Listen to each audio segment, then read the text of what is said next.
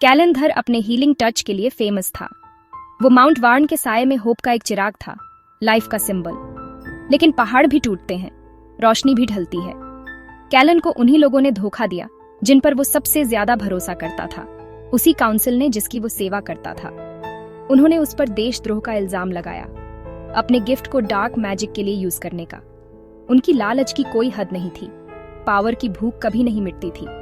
वे उसे पहाड़ के नीचे घसीट कर ले गए, एक ऐसी जगह जहां साए मंडराते रहते हैं और फुसफुसाते हुए शब्द चीखों में बदल जाते हैं। उसकी मिन्नतें अनसुनी रहीं, उसकी बेगुनाही हवा में गुम हो गई। जैसे ही काउंसिल ने अपने बुरे मंत्रों का जाप किया, कैलन के दिल में एक ठंडा डर समा गया। वो उस पल में जान गया कि उसकी जान चली जाएगी। उन्होंने उसे वहीं छोड़ दिया। उसका खून ठंडी बेरहम धरती पर फैल गया। लेकिन मौत के लगता है कैलेंधर के लिए कुछ और ही प्लान्स थे। उसकी कहानी खत्म नहीं हुई थी, ये तो बस शुरुआत थी। माउंट वार्न के नीचे जहां अंधेरा राज करता था, कुछ हलचल हुई। धरती कांप उठी, गुफाओं में एक धीमी सी आवाज गूंज उठी। कैलन की लाइफ फोर्स के रेमनेंट्स उसकी मौत के अन्याय से ट्विस्टेड और करप्टेड होकर पहाड़ के एंशिएंट मैजिक के साथ मिल रहे थे। उसका टूटा हुआ शरीर, जो कभी वार्मथ और लाइफ से भरा था, अब किसी और चीज के लिए एक वेसल बन रहा था। कुछ ठंडा, कुछ बदले की आग से भरा। पहाड़ के अंदर काम करने वाले माइनर्स ने सबसे पहले विस्पर्स सुने। उन पर बेचैनी छा गई। ऐसा लगा जैसे कोई उन्हें देख रहा है, उनका शिकार कर रहा है। फिर चीखें आईं। मासूम लोगों का खून धरती पर बह गया। उनकी जान एक अनदेखी ताकत ने ले ली। द हॉलो वन जाग उठा था। उसकी आंखें, जो कभी कंपैशन से भरी थीं, अब बर्फीली आग से जल रही थीं। उसका स्पर्श, जो कभी सुकून देने वाला मरहम था, अब सिर्फ दर्द और मौत देता था। कैलेंधर जा चुका था। उसकी जगह प्योर वेंजेंस से भरा एक बीइंग था, जो उसके अपने सफरिंग की इकोज से फ्यूल हो रहा था। वो उनसे बदला लेगा, हर एक से। माउंट वार्न की तलहटी में बसा ईवर शहर हमेशा एक बेचैनी के साए में ढका रहा था। काउंसिल पावर और दौलत के नशे में चूर लोहे के मुट्ठी से राज करती थी। उनके दिल ठंडे थे और उनकी जेबें दूसरों के मेहनत की कमाई से भरी थीं। वे अपने आलीशान महलों में दावतें करते थे, अपने लोगों पर होने वाले दुखों से बेखबर। लेकिन उनके टेरर का राज खत्म होने वाला था।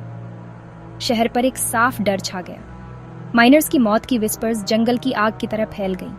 हर एक कहानी पिछले से ज्यादा खौफनाक थी। काउंसिल, जिसने पहले इसे इग्नोर किया था, अब घबराने लगी थी। साए गहरे होते जा रहे थे, हवा डर से भारी होती जा रही थी। उन्हें देखा जा रहा था, उनका शिकार किया जा रहा था। फिर बुरे सपने शुरू हुए।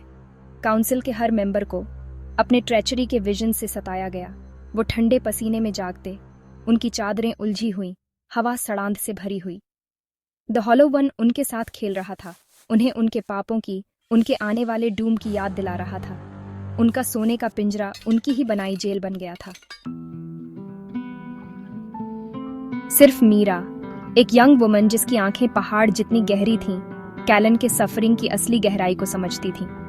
उसने उसमें अच्छाई देखी थी, वो अटूट रोशनी जो सबसे अंधेरे समय में भी चमकती थी। उसने उसका दर्द, उसका गुस्सा, उसका गम अपनी ही सोल में महसूस किया।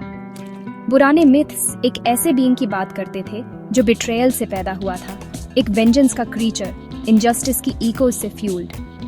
द हॉलो वन, वे उसे कहते थे, मौत का हार्बिंजर, सायों का ब्रिंगर। वो उनके डर का एम्बॉडीमेंट था, उनके गिल्ट का मैनिफेस्टेशन। वो उनके पापों की कीमत था। काउंसिल अपने पास्ट को मिटाने और अपने क्राइम्स की विस्पर्स को चुप कराने के लिए बेताब कैलन की मेमोरी को शहर से, हिस्ट्री से ही मिटा देना चाहती थी। लेकिन कुछ घाव बहुत गहरे होते हैं, कुछ यादें मरने से इनकार करती हैं, और बदला एक बार अनलीश्ड होने पर इतनी आसानी से नहीं रुकता। काउंसिल चेंबर की दीवार पर खून से लिखा एक मैसेज दिखाई दिया। वो मेरी याद है, तुम्हारा उसे मिटाने का हक नहीं, द हॉलो वन ने बोल दिया था, और आइवर कांप उठेगा।